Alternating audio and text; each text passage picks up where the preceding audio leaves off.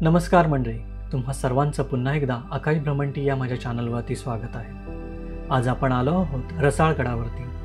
रसाळगड हे खेड तालुक्यापासून सुमारे 20 किलोमीटर अंतरावरती वसलेले आहे। तुमच्याजवळ जर स्वतःचे वाहन असेल तर तुम्ही सहज रसाळगडाच्या पायथ्याशी पोहोचू शकता। रसाळवाडीतून किल्ल्यावर शिरतानाच वाटेत 2 दरवाजे लागतात। पहिल्या प्रवेशद्वारातून आत गेल्यावर समोरच तटातील मारुतीचे दर्शन होते। वळसा मारून आपण किल्ल्याच्या दुसऱ्या दरवाजात पोहोचतो। या दरवाजातून किल्ल्यात प्रवेश केल्यावर समोरच तटावर एक भली मोठी तोफ दिसते। तोफा हे या किल्ल्याचे मोठे वैशिष्ट्य आहे। किल्ल्यावर लहान मोठ्या मिळून सुमारे 16 तोफा आहेत।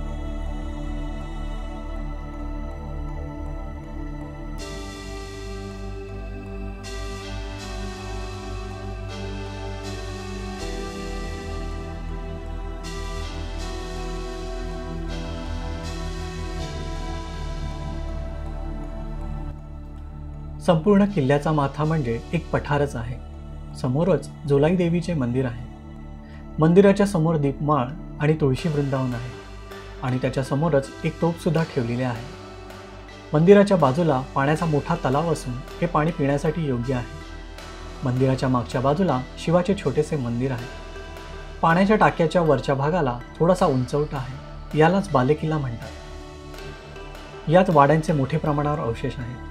बुरुजावर तोफा सुद्धा आढळतात। येथून समोरच एक दगडी बांधकाम असलेली खोली आढळते। त्या काळातील कदाचित हे धान्याचे कोठार असावे।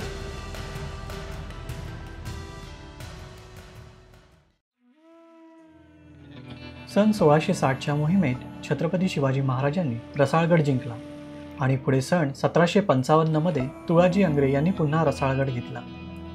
नानासाहेब पेशव्यांनी तुळाजी अंग्रेकडून सर्व किल्ले घेतले, मात्र रसाळगड तेवढा राहिला।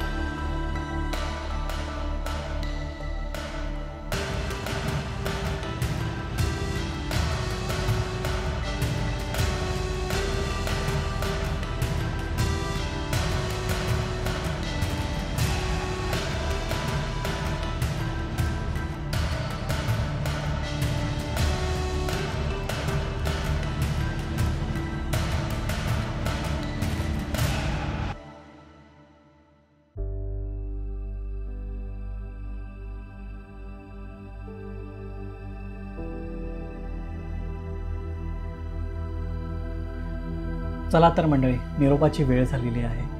आणि हो, तुम्ही जर या चॅनलवरती नवीन असाल तर सबस्क्राईब, लाईक आणि शेअर करायला विसरू नका.